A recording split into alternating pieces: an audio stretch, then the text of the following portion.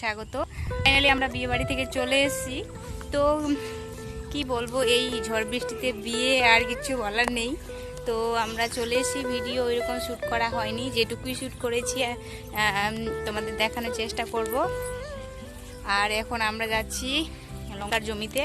মা আর বাবা লঙ্কা তুলছে, এসে টোটো বাড়িতে লাগিয়ে দিয়ে টোটো আর নিয়ে যাবে না, লঙ্কা তুলবে, তাই আমরা ওই লঙ্কা তোলার ওখানে যাচ্ছি। আর এই যে আমার মানা সোনা, বেটা একটা হাই করে দাও তো। বেটা দেখো, এদিকে তাকাও সোনা, তো তোমাকে ডাকছে সবাই, দেখো ওই একটু ফ্লাইং হামি দিয়ে দাও, একটু ফ্লাইং হামি দিয়ে দাও, দিয়ে দাও। তোমার সোনাকে কেমন লাগছে? আমরা এখন রেডি হয়েছিলাম আমরা, আর যাওয়ার একদমই মন ছিল না, ইচ্ছে ছিল না, কিন্তু কি বলবো, কোনো কাজ না থাকলেও রাত্রিটার মধ্যে না গেলেও না হয়। তো গিয়েছি আমরা সবাই মিলে, মা ছিল। আর একটা কারণ, মা যদি আজকে না থাকতো তো একটা বিশাল অঘটন ঘটে যেত বলা যেতে পারে। তো তোমাদের অবশ্যই জানাবো কি অঘটন। তো দেখা হচ্ছে নেক্সট ভিডিওতে। টাটা সবাইকে, বাই বাই।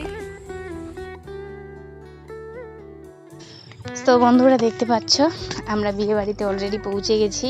আর তোমাদের একটু দেখানোর চেষ্টা করছি, যেটুকু পেরেছি আমার সাধ্যমতো ভিডিও শ্যুট করেছি। কারণ মানাকে নিয়ে গেছিলাম, মা সঙ্গে যায়নি, যার কারণে আমার খুবই অসুবিধা হয়ে যাচ্ছিল ভিডিও শ্যুট করতে।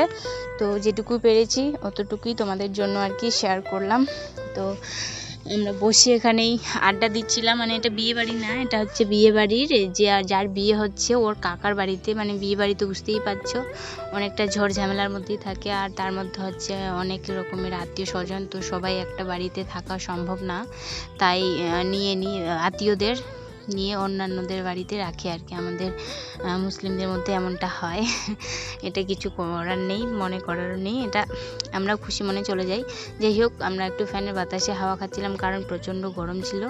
ওয়েদারটা যদিও মেঘলা, তবুও খুব গরম ছিল।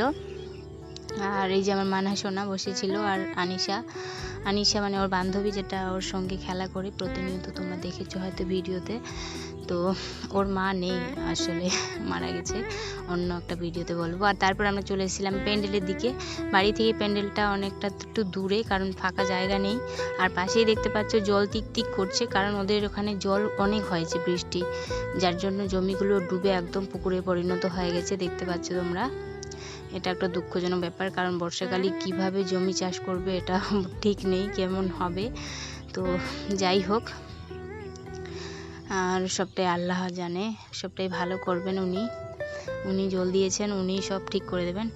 তো আমরা খেয়ে দিয়ে প্যান্ডেল থেকে বেরিয়ে ওখানে বসেছিলাম। তো ভাবলাম একটু ভিডিও করি তোমাদের দেখানোর জন্য। আর আমরা গেছিলাম, এটা হচ্ছে বড় কৃষ্ণপুর, এটা হচ্ছে মহিপাল, যারা দেখেছো মহিপাল ওখানটায় একটুখানি দূরে মহিপাল থেকে। তো বড় কৃষ্ণপুর জায়গাটার নাম, তোমরা যদি কেউ গিয়ে থাকো অবশ্যই জানো, তো অবশ্যই কমেন্টে করো। জায়গাগুলো বেশ সুন্দর দেখতে, কি বলবো, অপরূপ একদম, আমাদের থেকে অনেকটা সুন্দর। আমাদের দিক থেকেও বলবো না যে আমাদেরটা ভালো না, অবশ্যই ভালো আমাদেরটাও, কিন্তু ওই দিককার জায়গাটা একটু আলাদা, মানে ঢালু আর নিচু, জায়গাটা বেশ সুন্দর আর কি। তো এটাই, ধন্যবাদ সবাইকে, টাটা।